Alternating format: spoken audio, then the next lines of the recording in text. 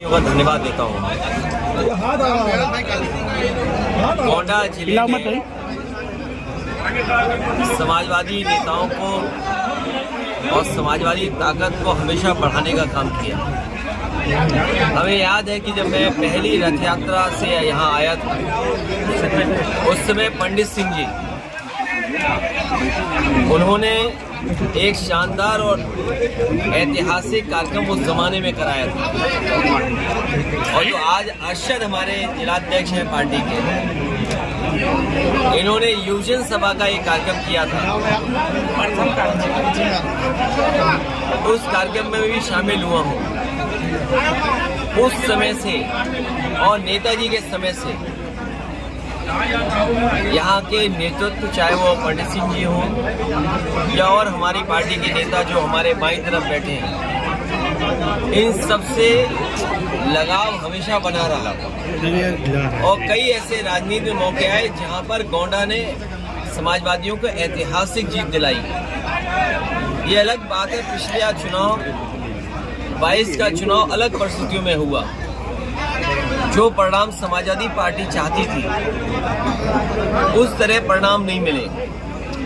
2019 में भी जो समाजवादी पार्टी का समीकरण और परिणाम की उम्मीद थी, प्रदेश की सरकार जो पिछले बार 5 साल मिले और फिर लगातार सरकार चल रही है, वहाँ भी जो देश के प्रधानमंत्री वो 10 साल से हैं, जो यहाँ के मुख्यमंत्री हैं वो भी 6-7 साल हो गए उनके, और ये तीसरा बजट पेश होने वाला है।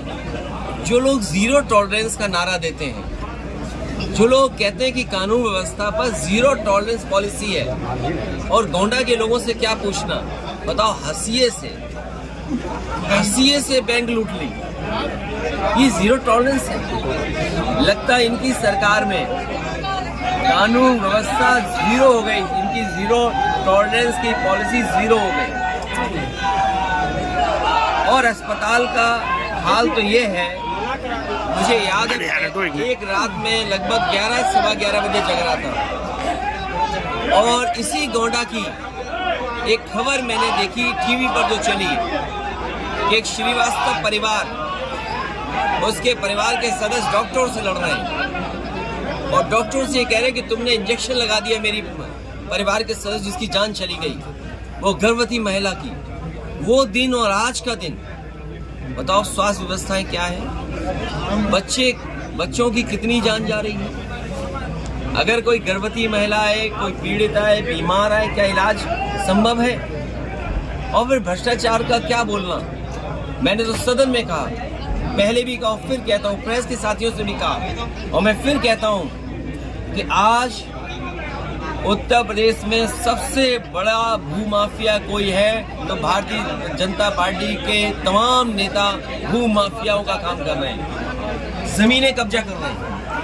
और दुख बोलूं, खुशी बोलूं या जीरो टॉलरेंस पॉलिसी को याद करूं, अभी कुछ दिन पहले मुख्यमंत्री जी गोरखपुर गए थे, गोरखपुर जाकर के उन्होंने कहा कि भूमाफियाओं पे लगाम लगनी चाहिए। अगर मुख्यमंत्री जी अपने क्षेत्र में ये सोचते हैं कि भूमाफियाओं को लगाम नहीं लगी है, तो बताओ गोंडा में कैसे भूमाफियाओं की लगाम लग जाएगी। आदर्श जीवन के रास्ते पे चलते हैं तो सार्वजनिक क्यों नहीं करते रजिस्ट्रियां? गोंडा की रजिस्ट्री कर दो, सार्वजनिक। सबसे ज्यादा जमीनें किसने खरीदी हैं? अयोध्या की सार्वजनिक कर दें कि रजिस्ट्रियां किस